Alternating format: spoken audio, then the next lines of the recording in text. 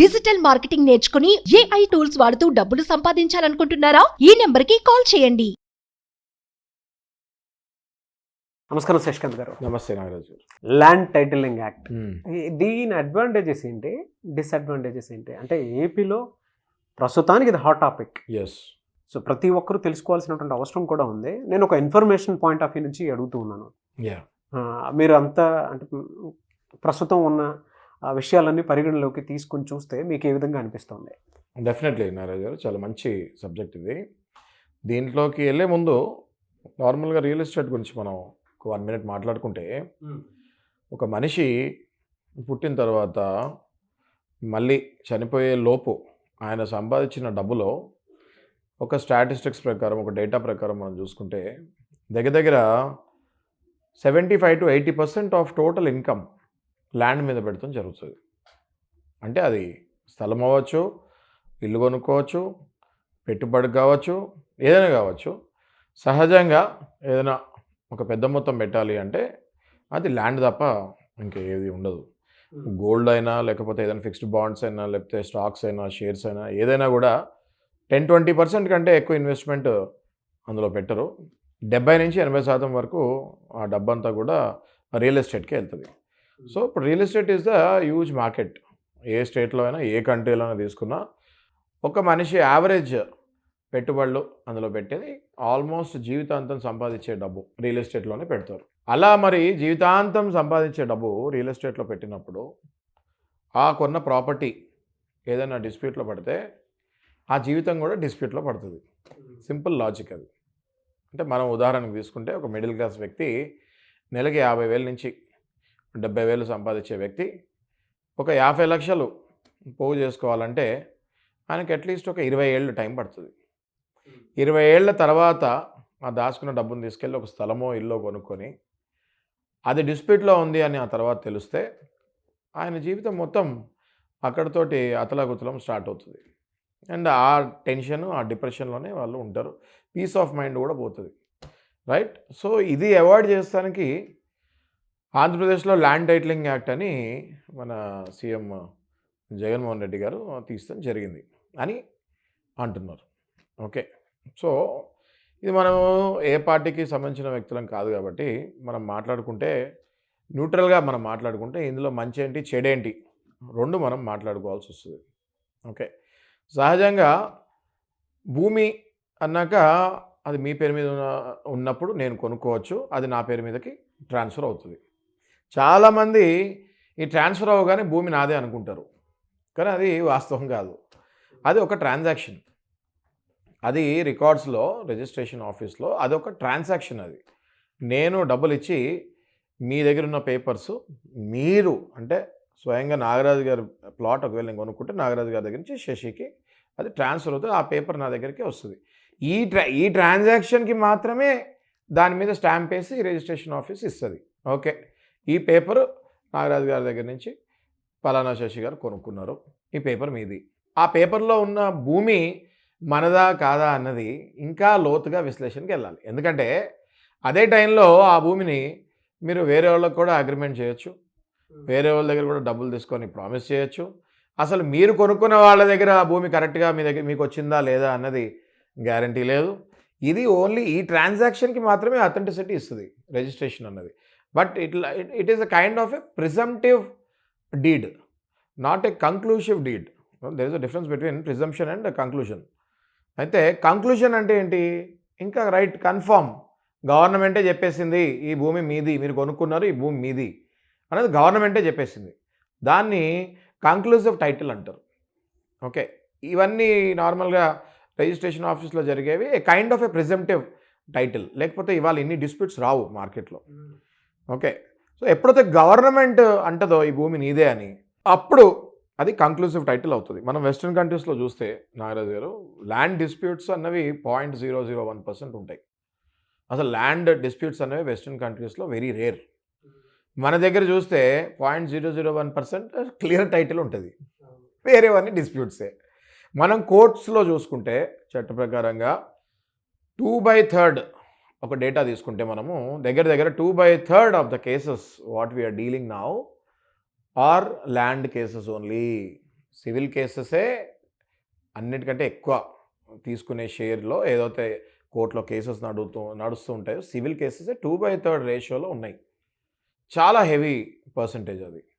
At the same time on an average మనం civil case కనుక చూస్తే ఒక్క సివిల్ కేసు సాల్వ్ అవుతానికి దగ్గర 15 సంవత్సరాల నుంచి 20 సంవత్సరాలు పడే అవకాశం ఉంటుంది. నేను అన్ని కేసులు అన్నాను, మెజారిటీ ఆఫ్ ద కేసెస్లో 15 నుంచి 20 సంవత్సరాలు పడే అవకాశం ఉంటుంది సివిల్ కేసెస్లో. ఓకే, సో ఇప్పుడు ఇవన్నీ మరి అవాయిడ్ చేయాలి అంటే ఏదైనా ఒక reform, this is a kind of a reform what Andhra Pradesh government at current stand తీసుకుంది ఏంటి అంటే అదొక రిఫార్మ్ లాగా తీసుకున్నారు. నాకైతే అదేమి గవర్నమెంట్ చేసేది ఏది కూడా ఆపోజిట్ వేలో నాకేం అనిపించట్లేదు. డెఫినెట్లీ ల్యాండ్ టైటిలింగ్ యాక్ట్ అనేది ఒక రైతుకు కానీ లేకపోతే ఒక కొనుక్కునేవాడికి కానీ అది క్లియర్ కట్ ఇది నీదే అని గవర్నమెంటే డిక్లేర్ చేసి ఇచ్చేటప్పుడు ఇంకా దాని మీద డిస్ప్యూట్స్ ఏముంటాయి, రైట్? సో దాన్ని కూడా ఎలా చేస్తున్నారంటే వీళ్ళు ఒక ల్యాండ్ ఇప్పుడు సర్వే చేస్తున్నారు దగ్గర 15,000 మంది సర్వేయర్లని అపాయింట్ చేసుకున్నారు. మండలం దగ్గర కానివ్వండి లేకపోతే గ్రామ స్థాయిలో కానివ్వండి ప్రతి ఎకరాన్ని సర్వే చేసుకొని అది ఎవరి పేరు మీద ఉందో అన్నది డిక్లేర్ చేసి ఒక ఓపెన్ ఫోరంలో పెడుతున్నారు. వాళ్ళకి ఒక 3 years ఆఫ్ టైం ఇస్తున్నారు. జనాలందరికీ కూడా ఒక 3 years ఆఫ్ టైం ఇస్తున్నారు. ఇది పలానా ఎక్స్ ల్యాండ్ వై పేరు మీద ఉంది, ఒకవేళ కాకపోతే 3 ఏళ్ళు టైం ఇస్తున్నాము, మీరు వచ్చి మీ క్లెయిమ్ మీరు చేసుకోవచ్చు అనేది 3 ఏళ్ళు టైం ఇస్తున్నారు. ఇదేదో జస్ట్ సర్వే చేసేసి ఇది మీ ల్యాండ్ అని ఇచ్చేయట్లేదు. సర్వే చేసి 3 years they keeping it open for any kind of claiming. Okay, so ఇలా 3 ఏళ్ళు టైం ఇచ్చినప్పుడు సర్వే చేసిన తర్వాత ఆ 3 ఏళ్లలో ఎవరైనా వచ్చి ఇది మాది అని కూడా ఎవరైనా అంటే అప్పుడు మళ్ళీ that discussion will be going forward. Okay, ఆ ఎగ్జిక్యూషన్ అనేది ఎలా చేస్తారు ఏంటి అన్నది మనం ఇంకా చూడాలి. ఇంకా మనం ఇప్పుడు సర్వే స్థాయిలోనే ఉన్నాం కాబట్టి అది ముందుకెళ్ళిన తర్వాత execution is very important.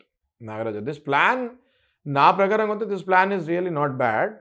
But ఇప్పుడు అపోజిషన్ పార్టీస్ కానివ్వండి ఎవరైనా అనేది ఏంటి అంటే ఎగ్జిక్యూషన్ ఎలా వెళ్తుంది, దీని వెనకాల ఇంకేమైనా అర్థాలు ఉన్నాయా అని జనరల్గా అది ఎవరు ఏ పని చేసినా కూడా అపోజిషన్ పార్టీ అన్నాక దుమ్మెత్తి పోస్తాం అన్నది that's a common thing in politics. కాబట్టి మనం సబ్జెక్ట్ మాట్లాడుతున్నాం కాబట్టి సబ్జెక్ట్ ప్రకారంగా చూసుకుంటే ఇది కరెక్ట్గా వెళ్తే 100% మీ ల్యాండ్ మీకే మీరు గుండెల మీద చేసుకొని నిద్రపోవచ్చు.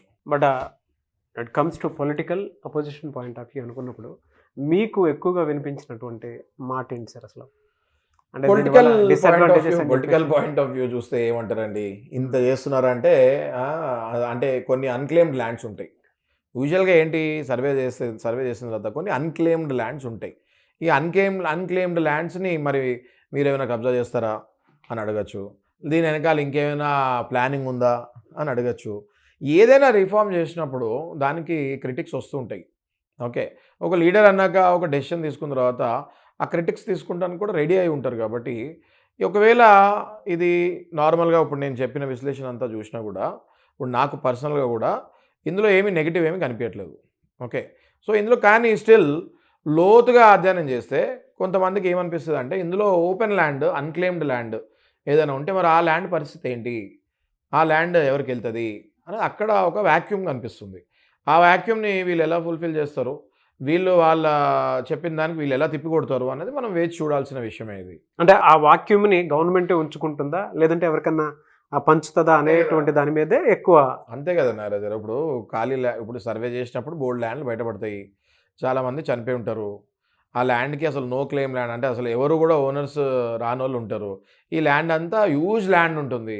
ఎన్నో లక్షల ఎకరాలు లేకపోతే ఎన్నో వేల ఎకరాలు ఓనర్లు చనిపోయి ఉండి లేకపోతే వాళ్ళకి పిల్లలు లేక ఇట్లాంటివన్నీ కూడా empty land which will come. Ideally this land should go to the government again and from the government మళ్ళీ గవర్నమెంట్ నుంచి అది మళ్ళీ బీద వాళ్ళకి వెళ్తుంది ఈ రిఫార్మ్ ప్రకారం. ఓకే, సో అది ఎలా వెళ్తుంది అనేది దాని మీద అపోజిషన్ వాళ్ళకి కన్ను ఉంటుంది ఆబ్వియస్గా. సో అపోజిషన్ అన్నది మనకి ఎందుకు ఉంటుంది అంటే పవర్లో ఉన్న వాళ్ళు ఇష్టం వచ్చినట్టు చేయకుండా ఉండటానికే మనకి అపోజిషన్ అన్న సిస్టమ్ కూడా ఒకటి పాలిటిక్స్లో ఉంటుంది. సో ఆబ్వియస్లీ వీళ్ళు కొన్ని రిఫార్మ్స్ తీస్తారు. ఆబ్వియస్లీ ఆ రిఫార్మ్స్లో కొన్ని తప్పులు వీళ్ళు పెడతారు. పట్టి ఎప్పుడూ కూడా మోనార్క్ డిక్టేటర్షిప్ ఉండకూడదని మన డెమోక్రటిక్ కంట్రీలో ruling and opposition both will sit in the house to argue and to debate with each other which will be live to all the public. Okay, so మనకి చట్టసభలు శాసనసభలు ఉండేవి అపోజిషన్ రూలింగ్ పార్టీ ఎందుకు ఉంటుంది అంటే అది live తీస్తారు, మనందరికీ కూడా చూపిస్తారు. అందులో ఎవరు కరెక్ట్ ఎవరు రాంగ్ అన్నది ప్రజలే డిసైడ్ చేస్తారు, because we are the voters end of the day. Okay, so మనం ఇక్కడ ఏమంటున్నామంటే ఈ రిఫార్మ్ కరెక్టా లేకపోతే వాళ్ళు చెప్పేది కరెక్టా అన్నది కాకుండా సహజంగా చూస్తే ఇది ఒక మంచి పనిలాగానే అనిపిస్తుంది. కానీ ఇందులో ఎగ్జిక్యూషన్లో ఒక నెగిటివ్ పాయింట్స్ అపోజిషన్ పార్టీ తీయచ్చు, వాళ్ళకి కరెక్ట్ ఆన్సర్స్ వీళ్ళు ఇచ్చి సాటిస్ఫై చేయాలి. రైట్. చాలామంది అండి ఈ ల్యాండ్ టైటిలింగ్ యాక్ట్ ఎప్పుడైతే ఏపీ పొలిటికల్ టైంలో హీట్గా మారిందో బయటికి రావటం వల్ల అవగాహన కోసమైనా సరే, అంటే మనం వీడియోస్ కూడా దీని మీద తక్కువ చూస్తాము. సో లక్కీగా మనం ఈరోజు మాట్లాడుకోవటం జరిగింది. కరెక్ట్. దీని మీద అవగాహన కోసమైనా సరే అపాయింట్మెంట్ తీసుకొని ఎలా జాగ్రత్త పడితే బాగుంటుంది అనుకునేటువంటి వాళ్ళు ఉన్నారు, లేదంటే నాకు వచ్చేటువంటి దాన్ని ఏ విధంగా తెలుసుకోవాలి అనుకునేటువంటి వాళ్ళు కూడా చాలామంది ఉన్నారు. సో మీ అపాయింట్మెంట్ కోసమని అప్రోచ్ అవ్వాలి అంటే ప్రాసెస్ ఏంటి? తప్పకుండా నాగరాజు గారు, మన వీడియోస్ చూసి చాలామంది ఇప్పటికే అప్రోచ్ అయ్యారు, అందరికీ మనం సేవలు కూడా అందిస్తున్నాము. స్క్రీన్ పైన డిస్ప్లే అయిన నెంబర్ పైన మెసేజ్ కానీ వాట్సాప్ కానీ కాల్ అయినా చేయొచ్చు. Any time they can meet us, they can come and approaches. Land issues కానివ్వండి, ఫ్యామిలీ ఇష్యూస్ కానివ్వండి, క్రిమినల్ కానివ్వండి, we deal all kinds of cases. డెఫినెట్గా up to our best will give the service. Anyways thank you అండి, thank you so much Shashikant garu. Thank you.